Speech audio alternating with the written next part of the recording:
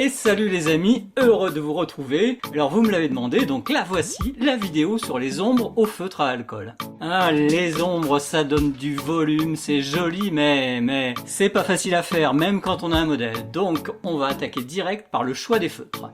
La base, c'est deux feutres, clair et foncé. Et on commence toujours par la couleur claire, là une couleur chère. Pour le foncé, une astuce, c'est de laisser un peu sécher et de repasser avec le même feutre par-dessus plusieurs fois. C'est donc la même couleur qui rajoute du foncé, mais c'est pas sombre hein.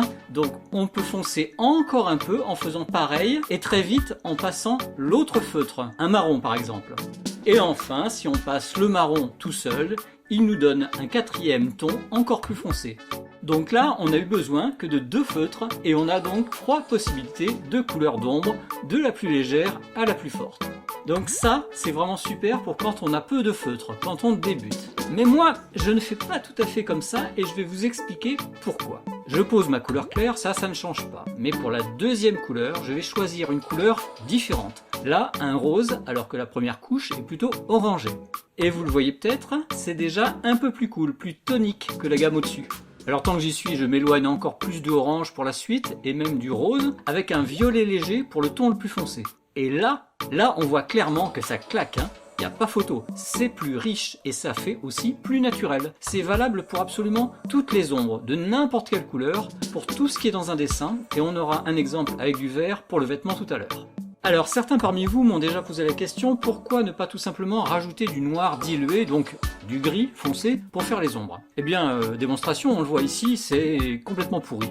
En vrai, on sait maintenant que l'ombre, ce n'est pas du noir. Et ça, c'est des peintres qui l'ont découvert il y a plus de 150 ans. Oui, je sais, c'était pas hier. Donc voilà un exemple, à regarder de quelle couleur sont les ombres. Là, là et là. Elles sont bleues, alors qu'autour, c'est plutôt jaune. Donc oui, on a le droit de mettre d'autres couleurs dans les ombres. Alors là, j'ai mis du violet, hein, ça ne choque pas, c'est cool. Mais j'aurais pu aussi mettre du bleu. Ça aurait un peu refroidi l'ambiance, genre pôle Nord. Ou même, carrément, j'aurais pu mettre du vert, mais là, il y a intérêt à ce qu'il y ait quand même beaucoup de vert autour dans le décor, sinon ça peut faire un petit peu glauque. Mais bon. Ah oui, je l'ai oublié, les ombres, il y en a de sortes quand même, hein. L'ombre de volume, comme ici la cuisse, en fait l'ombre suit la forme en dégradé réaliste ou en trait bien net comme un animé. Il y a aussi l'ombre portée qui est créée par un objet qui est au-dessus. Là, c'est la jupe sur la cuisse, le corps sur le sol, le sein sur le torse, etc. La plus connue des ombres portées, c'est celle que le menton fait sur le cou. Hein, vous connaissiez ça. Mais il y a aussi celle que fait un objet sur le mur, etc. Ceci étant dit, on va maintenant appliquer tout ça sur un beau visage manga. Alors, première possibilité, la plus simple, juste faire l'ombre portée avec le deuxième feutre. Donc exactement de la forme du menton. C'est simple, c'est efficace. On n'oublie d'ailleurs pas les ombres portées que font toujours les mèches de cheveux sur le front.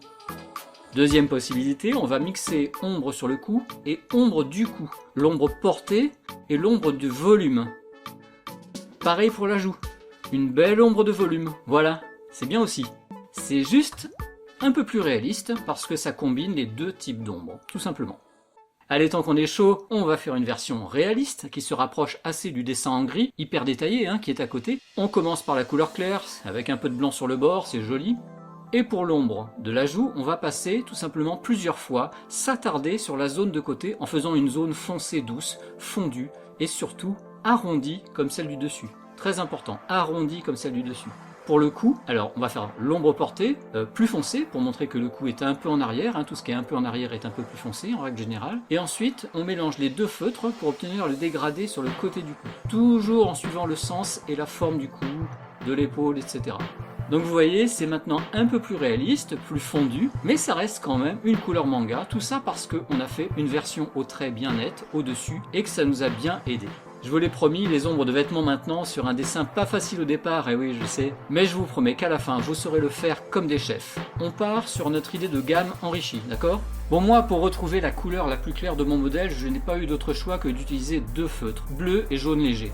Mais ça c'est parce que je veux vraiment respecter le modèle du manga original, hein, la vraie couleur. Donc je vous la fais courte, un bleu un peu plus foncé pour le moyen, et un mélange de parme et de bleu foncé pour le dernier ton. Hein. On part finalement d'un vert léger pour finir sur un bleu légèrement violet comme sur le modèle.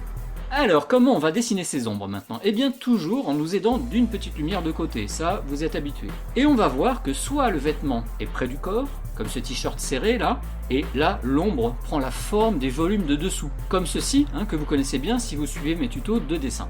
Autre possibilité, le vêtement est large, et là l'ombre prend la forme de plis.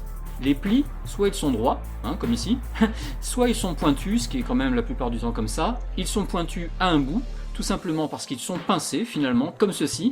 Il y en a tout un tas en fait de possibilités suivant les cas. Une chose à savoir, souvent le pli est foncé là où ça pince au départ et devient plus clair ensuite, à l'arrivée. Ça nous sera utile pour colorer la robe de notre personnage. Allez, c'est parti, je passe la couleur claire partout, voilà. Bon, normalement, j'attends 15 minutes que ça sèche pour faire la première ombre, mais bon, là, j'ai pas le temps, donc j'attaque la suite pour vous montrer. Je commence par les ombres de volume, hein, là où le tissu est près du corps. Le ventre, la cuisse, etc. D'ailleurs, je me fais un pense-bête au crayon des volumes du corps, y compris le petit bidon de la fille, hein, son petit ventre. Voilà, donc je colorie les deux cuisses aussi, puisque le tissu est posé dessus. C'est des ombres de volume. Maintenant, je peux attaquer le reste, c'est-à-dire la zone des plis, là où le tissu se soulève un peu. Alors je repère les endroits d'où ils partent, ces plis, hein, là où ils sont pincés au départ, comme ici et ici. Et bah du coup c'est parti, ça fait à partir de ce point-là, de cet endroit-là, des plis arrondis, des beaux arrondis, toujours avec la couleur moyenne. Voilà. Une fois que j'ai à peu près tout fait, ben c'est enfin le moment de mettre la couleur la plus foncée, toujours en suivant les volumes du corps et les plis, mais uniquement sur les côtés, à l'opposé de la lumière. Parfois je laisse le trait bien net, hein, vous le voyez. Parfois je reprends la couleur moyenne pour fusionner les deux tour à tour, hein, pour que ça fasse un bel effet de fondu de dégradé. Alors cette alternance de zones floues et de zones nettes, ça fait en fait un super style, un équilibre parfait entre dessin réaliste et dessin manga. Voilà, j'aurais aimé vous dire tellement plus de choses sur les ombres, mais honnêtement, on a vu quand même pas mal de trucs, hein. Donc je vous invite à tester tout ça, à vous faire notamment des nuanciers avec vos feutres, trouver des combinaisons cool et colorées comme je l'ai fait en début de vidéo. Pour ceux que ça intéresse d'ailleurs, ces personnages sont issus d'un manga qui s'appelle Kagaster, qui est disponible chez Glénat Édition, voilà. Sur ce, moi je vous dis à bientôt, pensez à vous abonner, à liker et commenter un maximum. Moi je retourne me coucher et je vous dis à bientôt sur la chaîne Je progresse en dessin. Ciao!